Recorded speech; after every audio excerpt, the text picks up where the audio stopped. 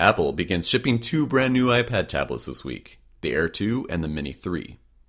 The new Air starts at $499 for the Wi-Fi only version, and is simply a generational jump. That means it's thinner, lighter, and gets small bumps in several different features. The $399 Mini 3, on the other hand, is almost identical to last year's Mini with Retina display, with only a couple notable new features to speak of. Let's begin with the Air 2. First, it's 18% thinner than the first Air, down to 6.1 millimeters. Apple likes to point out that it's less than the thickness of a pencil. It's also roughly 4% lighter, which doesn't really amount to much when you're judging the new and old models side by side. Apple says it built the Air 2 from ground up to make it so thin, and it uses an optically bonded display to not only shave off some height, but also reduce screen glare, which definitely makes a difference when you're using the iPad outside or under fluorescent lights. The overall design itself remains the same, with the same metal build and chamfered edges as before. The bezels are also the same, but there's no more mute switch, which takes a lot of getting used to actually. The mics have also changed position, and it now comes with Touch ID, which is Apple's fingerprint sensor, which we've only seen on the iPhones up until this point. Touch ID lets you unlock the iPad, as well as open password-protected apps, and it enables online Apple Pay purchases. You can't do the tap to pay because the iPad does not have NFC. There's also a new chip called the A8X, which adds an extra processing core, it bumps up the clock speed just a tad, and it boosts the graphics performance.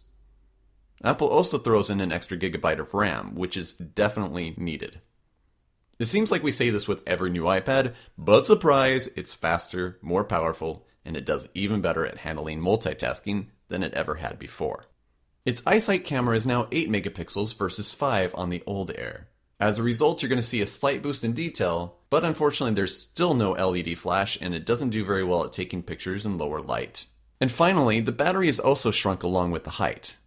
But the new chipset is a little more power efficient, which means you're going to get roughly the same battery life this time around as you did the last. Heavy use is going to last you through around a day and a half, give or take, and you should be able to get 2 to 3 days from moderate to light use.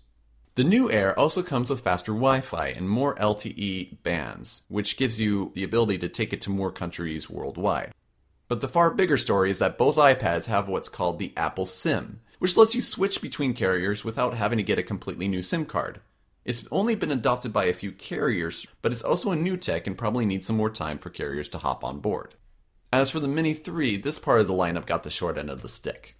It didn't get the same feature improvements as the Air, which means the Mini lineup is just not quite as good as the Air lineup anymore.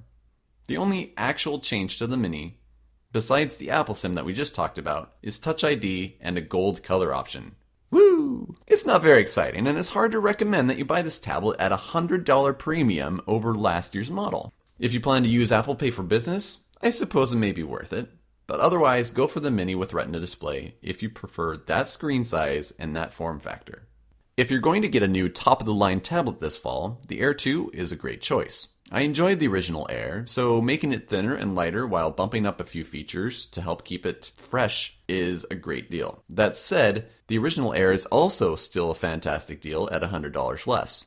Google's coming out with the Nexus 9 soon, however, which may challenge the Air lineup a bit. As for the Mini 3, there really isn't much to say. It's still a great tablet, of course, but the best news here is that last year's Mini, which comes with almost all of the same features, just became $100 cheaper. To go further in depth, check out our review at Engadget.com.